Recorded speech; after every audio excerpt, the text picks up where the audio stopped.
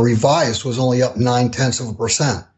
And we know for the last few months that the trade data, our trade deficit is blowing out again.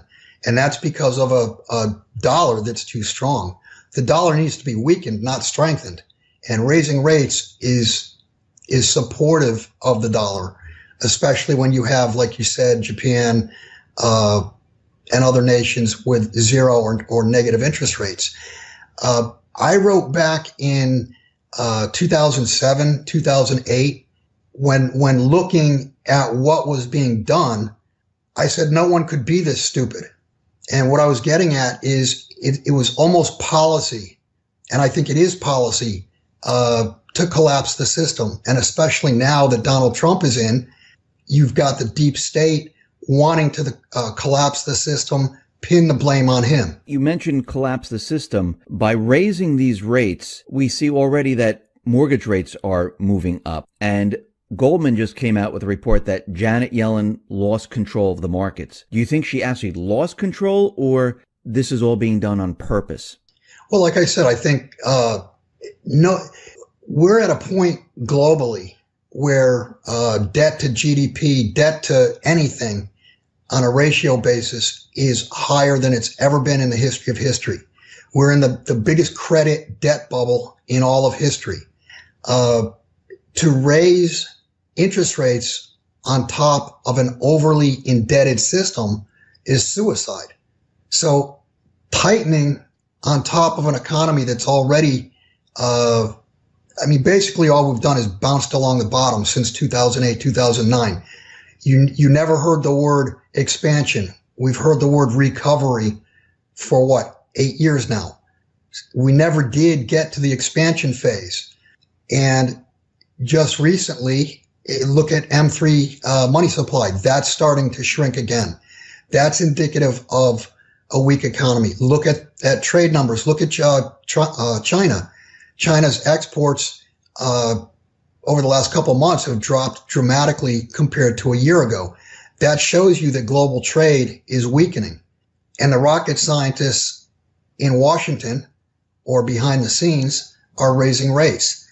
That's only going to speed the decline, speed the collapse. Now, at the same time that this is all happening, Trump is out there saying that he wants to spend about $1 trillion to rebuild the U.S. infrastructure. He's talking about jobs coming back, manufacturing jobs coming back. But there's a problem with all this. He has to borrow this money. Is this even possible? Well, when you use the word possible, yesterday was when the debt ceiling kicked in again. So unless they raise the debt ceiling, no, it's not possible. First off, $1 trillion is not even enough to fix one sector of our infrastructure. $1 trillion is probably, just off the top of my head, I'm going to guess that it would take 5 trillion or more to truly refurbish the infrastructure. So it's not enough. But on the other hand, it's too much because, like you said, where are we going to get it from? It would have to be borrowed. And that adds to the question of, are they going to raise the debt ceiling or will they not? If they don't raise the debt ceiling, and understand, this is not something that Trump can do. This is something that Congress, the House of Representatives and the Senate have got to do. They've got to vote somehow to raise the debt ceiling. So it's not something that, it'll be, obviously the mainstream media will blame it on Trump, but he can't do it. It's not his job.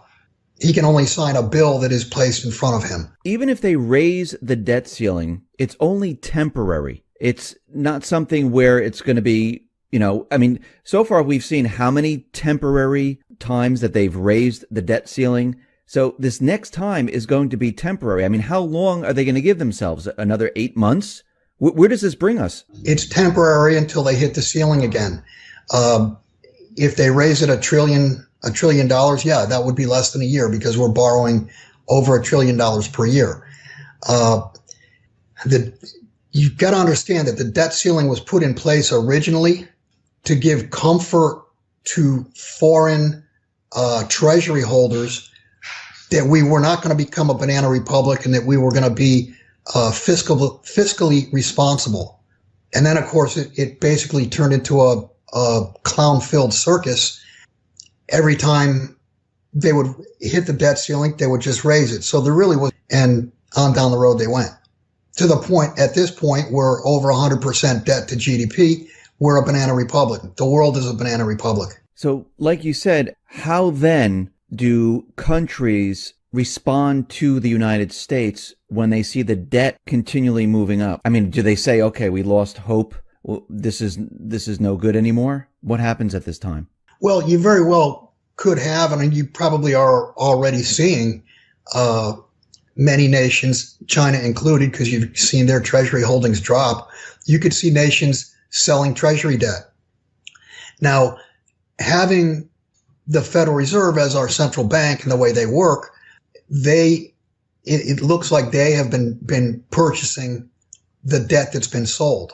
The problem comes about in trade, however, because we trade, we get stuff in and we send dollars overseas. If foreigners all of a sudden say, hey, we want wheat or whatever, just a real good, our trade imbalance will begin to become neutral simply because foreigners are saying we don't want dollars, we want something real. So the amount of imports that the U.S. takes in will probably decline greatly. And that's something that the Federal Reserve can't do.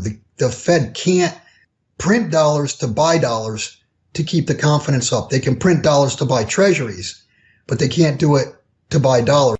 And it speaks to whether or not foreigners are willing to accept dollars for trade. That's where the real problem is. Now, last time we spoke, we talked about the credit markets, and you told us that the credit markets are going to freeze up. And a report came out from UBS, and they wrote the following: our global credit impulse, covering 77% of global GDP, has suddenly collapsed. It's all about China. Without a massive surge in debt creation over and above the prior year, and thus a boost to annual impulse, the global economy virtually always rolls over. And it's starting to sound like that the credit market is starting to roll over, and it's starting to tighten, freeze, and it looks like we're going to have problems. I mean, is this what you are seeing right now? Well, Dave, what you just described is a Ponzi scheme.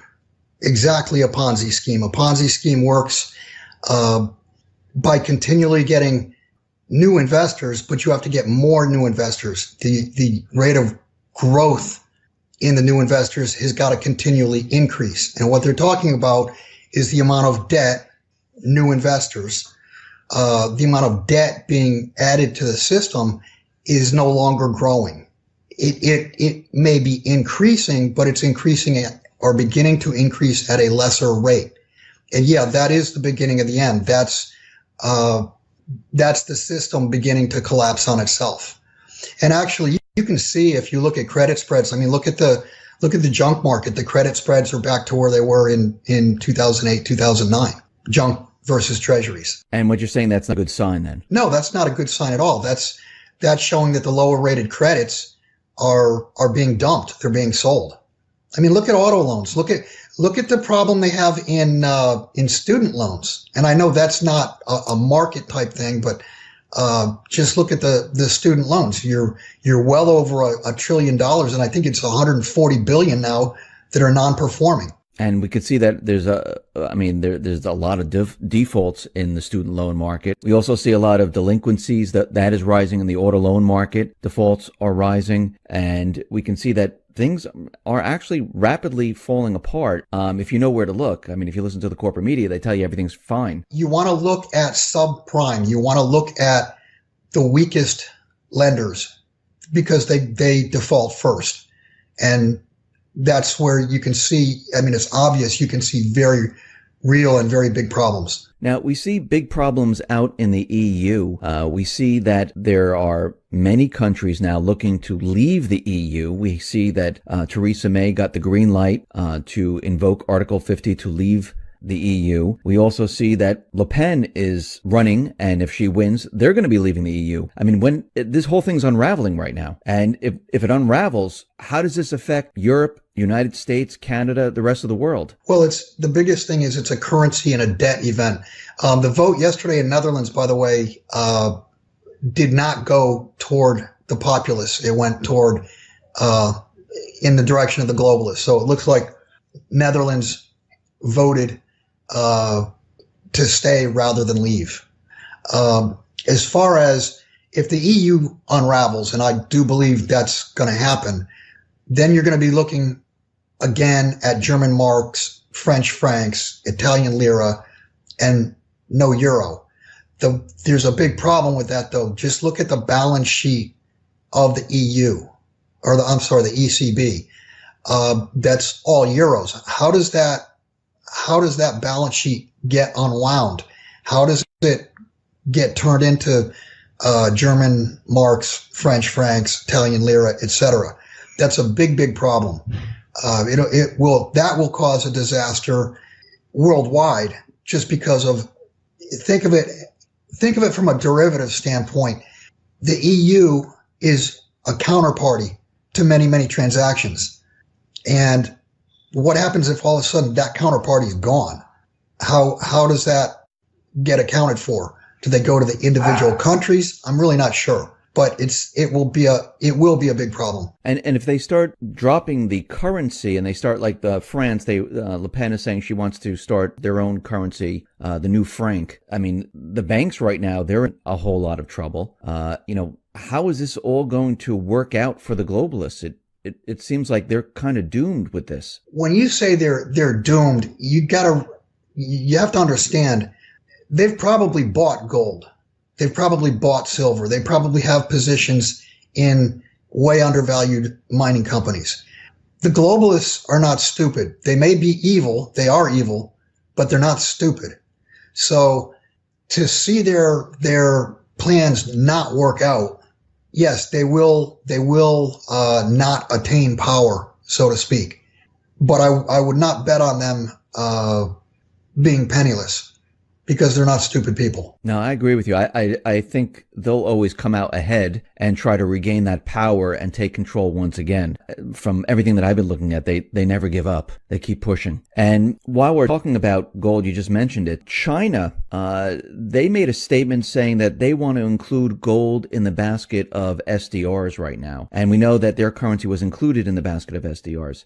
And we know that they've been taking on a lot of gold. Russia's been taking on a lot of gold. Is this the start of maybe going to a gold-backed currency or chipping away at the dollar? What's your take on this? First off, I think it was last September or October when the yuan was included in the SDR.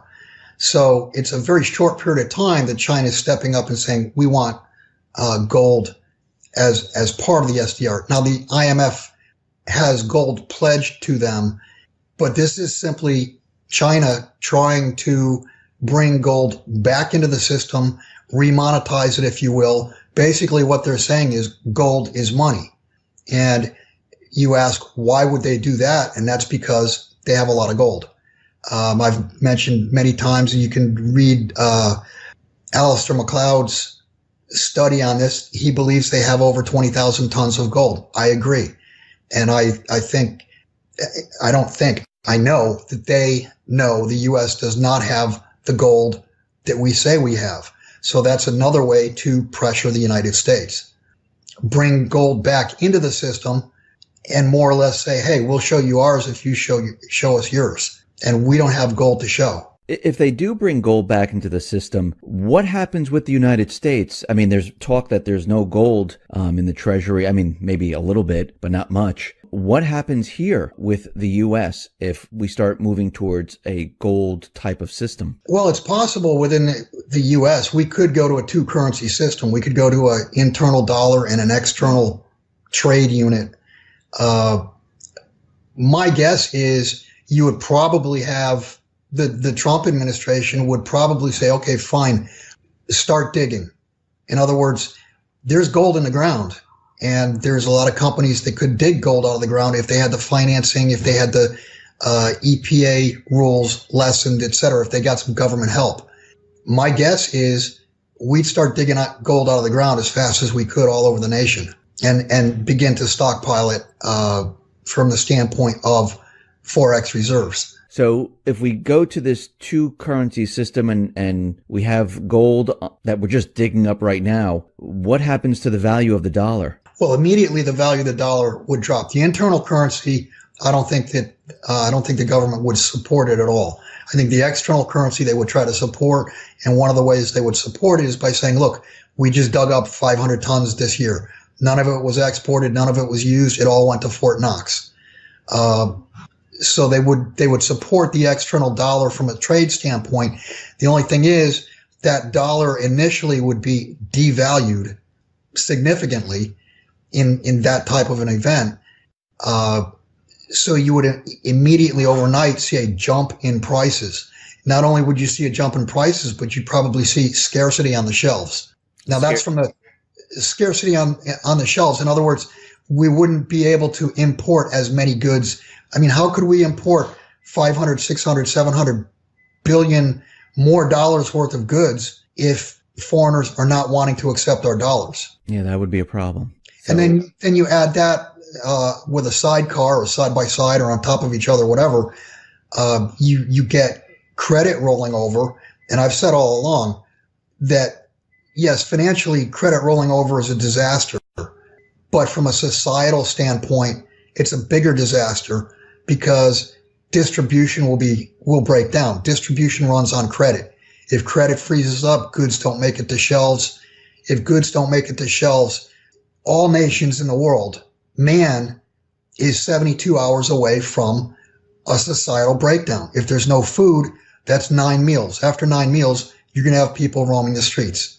So if you have a credit breakdown, distribution will break down, and that will bring on riots. And you've got a nation that's completely divided right now. You've got a world that's divided. You've got two factions. You have people who mostly think logically, and I'm sorry to the left, but you've got the other side that's completely retarded in their logic, that don't like each other, that one side shows zero respect unless you think like them. And you're going to have a civil war, not just in the U.S., but it will be all over the world.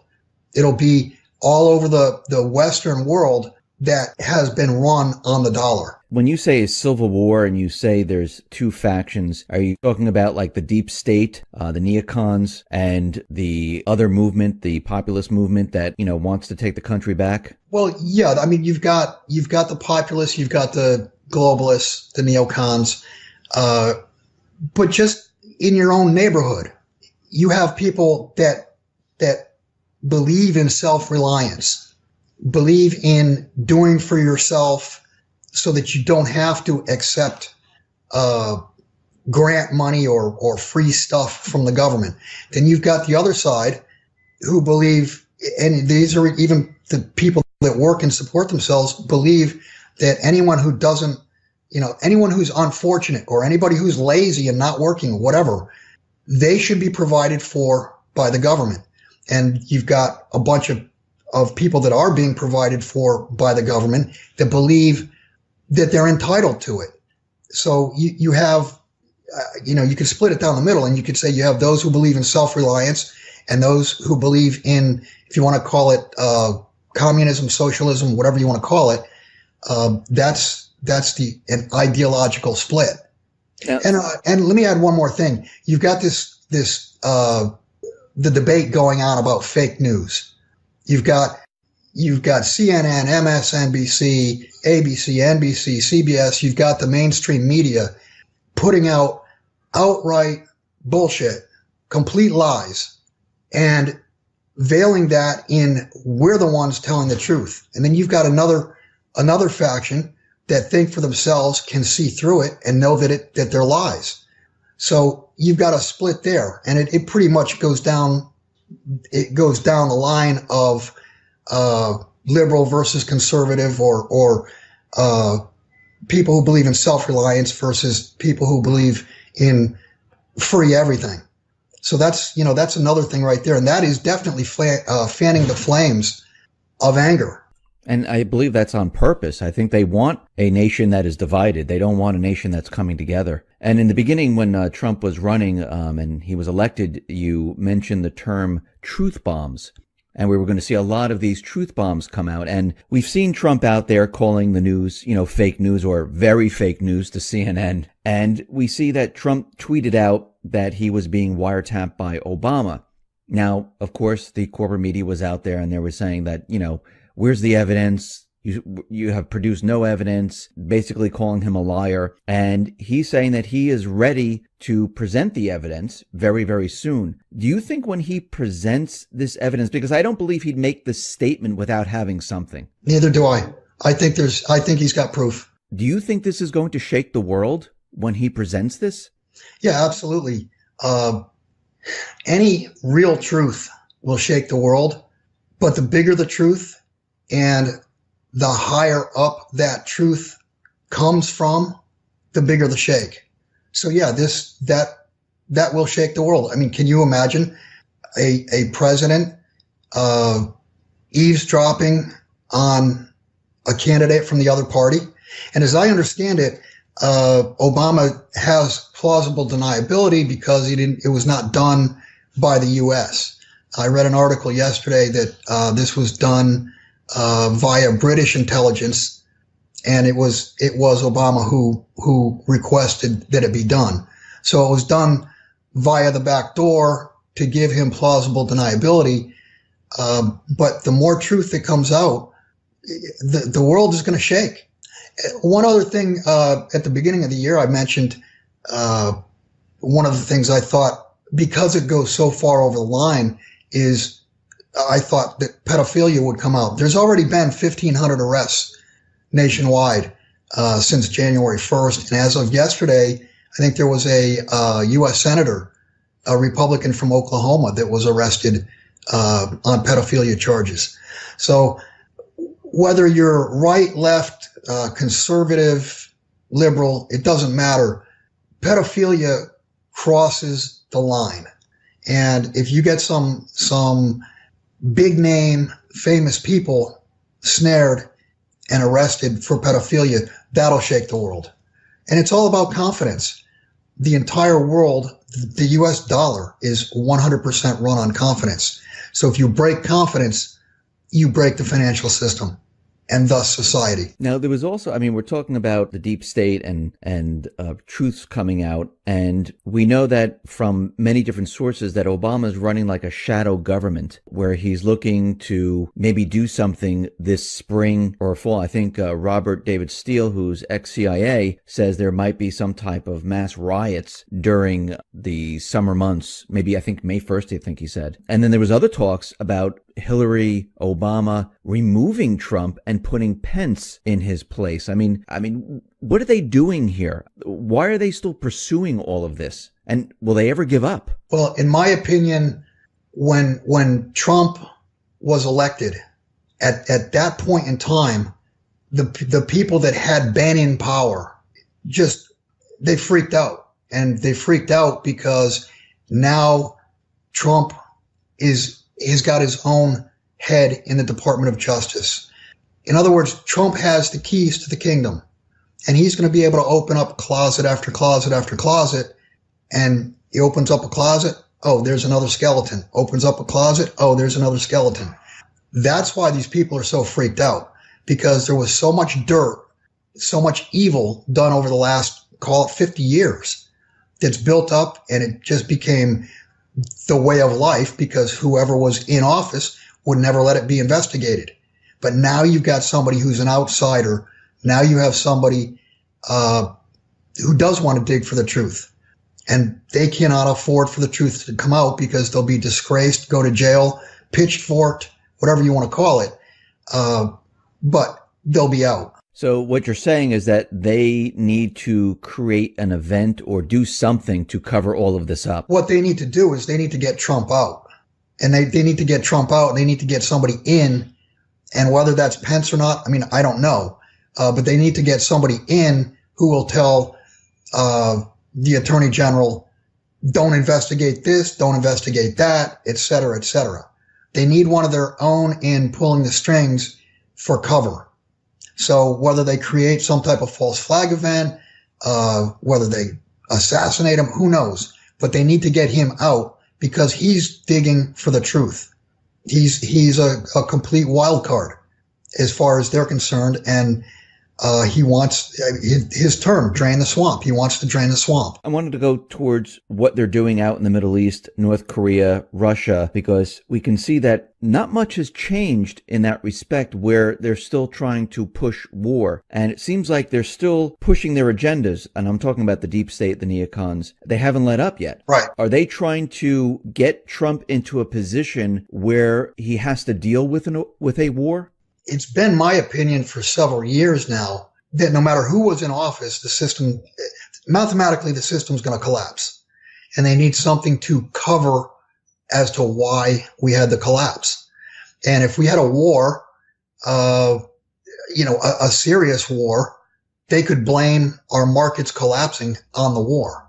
It wouldn't be blamed on policy. It would be blamed on what happened between nations. Are we at the point of no return right now? We were at the point of no return back in 2007, 2008, maybe even all the way back to 2001. But from a mathematical standpoint, yeah, there's no way. The debt cannot be paid back. The debt will be defaulted on, whether it's via non-payment of current currency units or the devaluation of current currency units via inflation or hyperinflation.